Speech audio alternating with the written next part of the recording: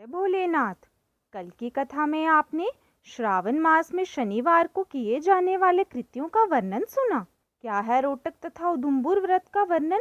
आइए जानते हैं श्रावण मास महात्म्य के 11वें अध्याय की कथा में। सनत कुमार बोले, हे देव, श्रावण मास के वारों के सभी व्रतों को मैंने आपसे सुना, किंतु आपके वचनामृत का पान करके मेरी तृप्ति नहीं हो रही है। हे प्रभु, श्रावण के समान अन्य कोई भी मास नहीं है, ऐसा मुझे प्रतीत होता है।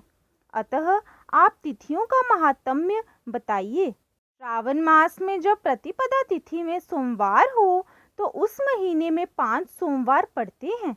उस श्रावण मास में मनुष्यों को रोटक नामक व्रत करना चाहिए। ये रोटक नामक व्रत 3.5 महीने का भी होता है। ये लक्ष्मी की वृद्धि करने वाला तथा सभी मनोरथों की सिद्धि करने वाला है। हे मुने, मैं उसका विधान बताऊंगा, आप सावधान होकर सुनिए।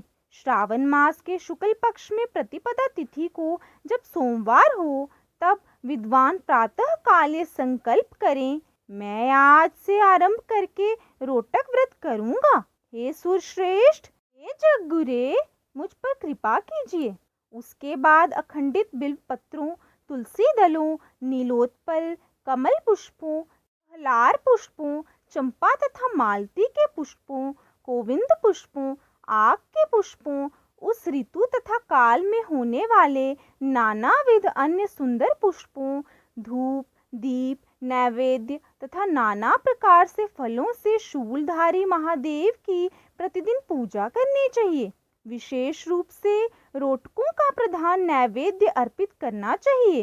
पुरुष के आहार प्रमाण के समान 5 रोटक बनाने चाहिए। बुद्धिमान को चाहिए कि उनमें से 2 रोटक ब्राह्मणों को दें, 2 रोटक का स्वयं भोजन करें और 1 रोटक देवता को नैवेद्य के रूप में अर्पित करें।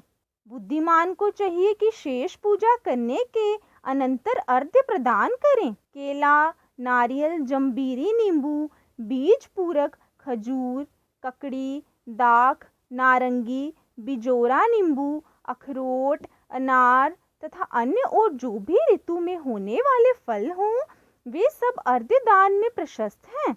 उस अर्घ्यदान का फल सुनिए। 7 समुद्र सहित पृथ्वी का दान करके मनुष्य जो फल प्राप्त करता है, वही फल विधान पूर्वक इस व्रत को करके वह पा जाता है। विपुल धन की इच्छा रखने वालों को ये व्रत 5 वर्ष तक रखना चाहिए। इसके बाद रोटक नामक व्रत का उद्यापन कर देना चाहिए। उद्यापन कृत्य के लिए सोने तथा चांदी के 2 रोटक बनाएं। प्रथम दिन अधिवासन करके प्रातः काल शिव मंत्र के द्वारा घृत तथा उत्तम बिल्व पत्रों से हवन करें। इस विधि से व्रत के संपन्न किए जाने पर मनुष्य सभी वांछित फलों को प्राप्त कर लेता है। हे सनत कुमार, अब मैं द्वितीया के शुभ व्रत का वर्णन करूंगा, जिसे श्रद्धा पूर्वक करके मनुष्य लक्ष्मीवान तथा पुत्रवान हो जाता है। औदुंबर नामक ये व्रत पाप का नाश करने वाला है। शुभ सावन का महीना आने पर द्वितीया तिथि को प्रातः काल संकल्प करके बुद्धिमान को विधि पूर्वक व्रत करना चाहिए। इस व्रत को करने वाला स्त्री हो या पुरुष, वह सभी संपदाओं का पात्र हो जाता है। इस व्रत में प्रत्यक्ष गूलर के वृक्ष की पूजा करनी चाहिए, किंतु गूलर वृक्ष ना मिलने पर दीवार पर वृक्ष का आकार बनाकर इन 4 नाम मंत्रों से उसकी पूजा करनी चाहिए। हे उदुम्बर, आपको नमस्कार है। हे हेम पुष्पक, आपको नमस्कार है। जंतु सहित फल से युक्त तथा रक्त अंड तुल्य फल वाले आपको नमस्कार है। इसके अधिदेवता शिव तथा शुक्र की भी पूजा गूलर के वृक्ष में करनी चाहिए। इसके 33 फल लेकर 3 बराबर भागों में बांट लेना चाहिए। इनमें से 11 फल ब्राह्मण को प्रदान करें, 11 फल देवता को अर्पण करें और 11 फलों का स्वयं भोजन करें। उस दिन अन्न का आहार नहीं करना चाहिए। शिव तथा शुक्र का विधिवत पूजन करके रात में जागरण करना चाहिए। हे तात, इस प्रकार 11 वर्ष तक ये व्रत का अनुष्ठान करने के बाद व्रत की संपूर्णता के लिए उद्यापन करना चाहिए। सुवर्णमय फल, पुष्प तथा पात्र सहित एक गूलर का वृक्ष बनाएं और उसमें शिव तथा शुक्र की प्रतिमा का पूजन करें। उसके बाद प्रातः काल होम करें। गूलर के शुभ, कोमल तथा छोटे छोटे 108 फलों से तथा गूलर की समिधाओं से तिल तथा घृत सहित होम करें। इस प्रकार होम कृत्य समाप्त करके आचार्य की पूजा करें। उसके बाद सामर्थ्यानुसार 100 अन्यथा 10 ब्राह्मणों को ही भोजन कराएं। हे वत्स, इस प्रकार व्रत किए जाने पर जो फल होता है उसे सुनिए।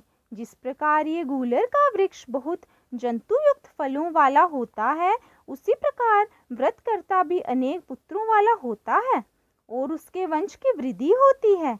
ये व्रत करने वाला सुवर्ण में पुष्पों से युक्त की भांति लक्ष्मीप्रद हो जाता है। हे सनत कुमार, आज तक मैंने किसी को भी ये व्रत नहीं बताया था। गोपनीय से गोपनीय इस व्रत को मैंने आपके समक्ष कहा है।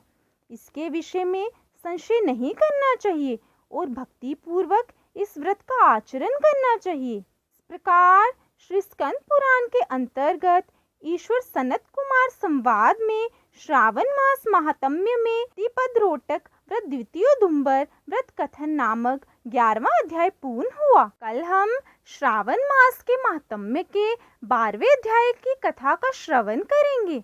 अगर आपको ये कथा अच्छी लगी हो तो वीडियो को ज़्यादा से ज़्यादा शेयर करें, लाइक करें, कमेंट करें और अपने चैनल भक्ति परंपरा को सब्सक्राइब करें।